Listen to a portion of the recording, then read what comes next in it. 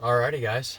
Doug Rifleman with another episode of the Scriptures, hopefully wrapping up the preface.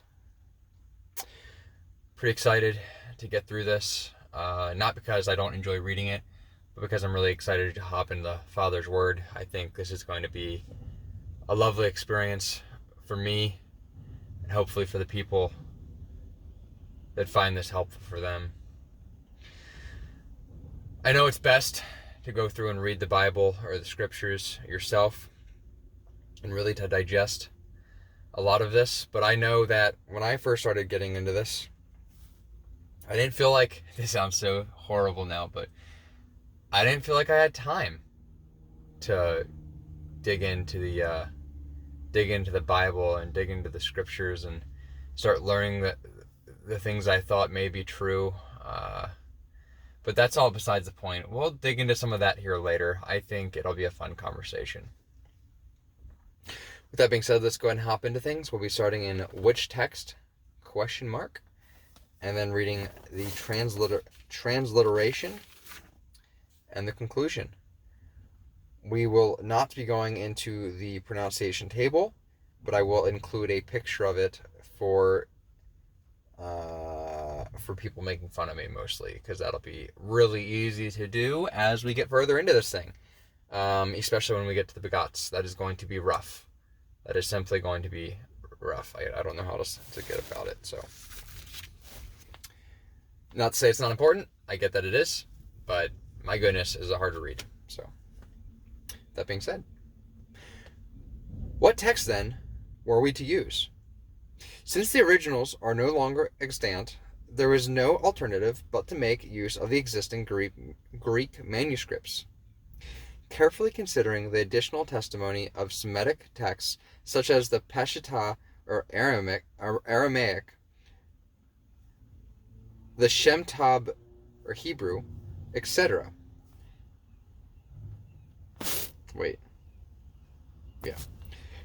Even here, however, there are problems, in that for each of the main streams of textual types, example given, Byzantine or Textus Receptus versus Alexandrius, Sinaiticus, and Vaticanus, there are those who contend that a particular type and that one alone represents the true original.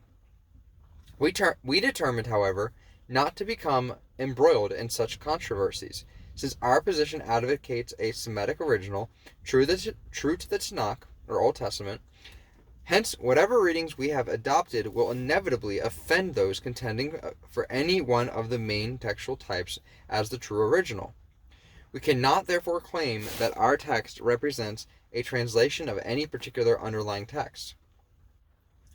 As a modus operandi, then, we have started out using the Textus Receptus, modifying our rendering as seemed appropriate in light of those other texts which were consulted, such as the Nestle Elan text and the Shem Tab text, noting certain differences in the footnotes where necessary. In harmony, therefore, with the above principles, we restored the names of the Father and of the Son and the names of all the Hebrew individuals in accordance with the Hebrew, especially as found in the Tanakh or Old Testament. We also restored the names of the places in Israel, for after all, we are dealing with a Jewish worship. We are dealing with the Elohim of Israel. We are dealing with Yeshua HaMashiach, the Messiah, Rabbi Neo, or Rabbi, our Rabbi in Matthew 23:8, the sovereign of Yudim, as he is called in no less than 23 places in the second writings, or the Messianic writings, or the New Testament. Moving into the translation. In rendering Hebrew names, we tried to be as exact as possible. However, with a few names, there was a problem. Example given, the name Daniel is spelled in 3 different ways, but all 3 of these spellings result in the same pronunciation. Therefore, it was decided to strive for consistency and render such names according to a single spelling, in order to retain the original pronunciation as best we could. We departed from this, however, in 2 cases.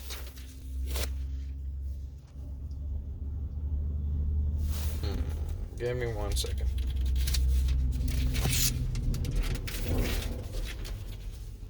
In two cases, viz. I don't understand how to say that.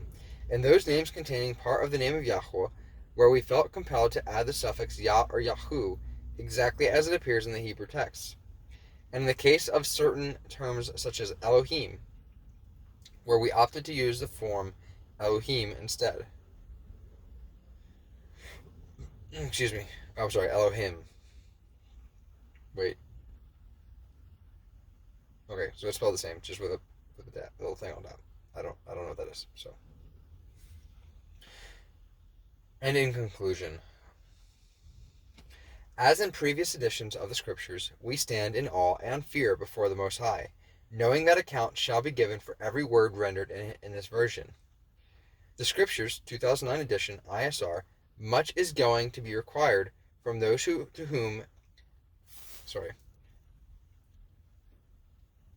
much is going to be required from those to whom much has been given. You can find that in Luke 12:48. As previously stated, we do not offer our labors to the public as the last word on these matters, and welcome feedback and useful input from any who have insight or information relevant to the improvement of this translation. With this new edition of the Scriptures, we continue to reach out a hand of love toward all Scripture believers of all backgrounds, pleading that we join hands and turn back to Yahweh, who will then turn back to us. You can find that in Zechariah 1:3 and Hosea 6:1-3. Let us do so by turning to his Torah. This will lead to belief in Yeshua HaMashiach, it just says Yeshua here. I got excited. And his words, Yohanan 45-47. Yohanan is John the Baptist, I believe. Oh no, I think that's John the follower. Anyway, just go there and read. And for those who come into the renewed covenant, I like how I did that, you guys can see it. This will result in reconciliation to his Father. Institute for Scripture Research. Alright guys, so this has been the reading of the preface of the Scriptures 2009 ISR edition, or the 2009 edition of the ISR. So like I covered in the last video, guys, to me this represents the almost desperate attempt to turn to the Father and to learn his word in the least perverted way possible. And that's not to say that any word in the Scriptures or in the Bible is perverted. I more so mean in some of the false teachings I've been taught throughout childhood, and some misunderstandings I had as a child, and then of course as a young adult as well. And as I continue to grow as a man, I was finding myself desperately close but desperately far from the Father's love and direction in my life. And I knew that I had a beautiful relationship with the Father, but I didn't understand what that relationship truly was. And as a kid, I remember being really confused that Jesus, at my time of understanding, was the King of the Jews. But we weren't Jews. Was he not our king? Like, it didn't seem logical to me as a child, and I was forced to be very logical as a child due to my passions and my lovings. I really like herpetology. I like snakes. I always have, and that created a lot of strife early on in my life, especially with the church community. Maybe read all the Mark. But, guys, like, it just didn't make sense to me. And I wanted to believe I truly did, but people would say these things that just didn't make logical sense. And I had to be a logical person for my well-being. My mother constantly was reminding me that you need to have thick skin. And thick skin to me was, you need to make sense of things and let them be what they are. And when I was trying to make sense of these things I was learning in church, it just didn't make sense. It didn't compute. And then I started this journey. And it has been crazy.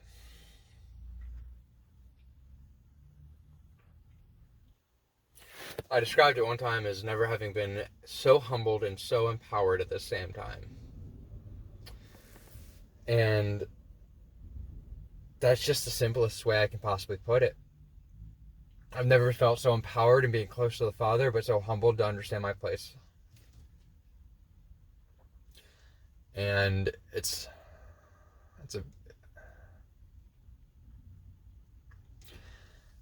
a beautiful thing in a way that I will never be able to fully or properly describe. At least not in this language. Not until we are all reverted back to the language we were intended to speak.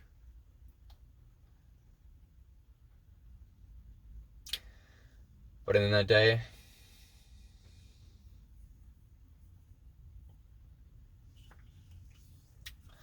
that will be a good day. So that being said, guys, I hope you've enjoyed this reading of the preface of the scriptures.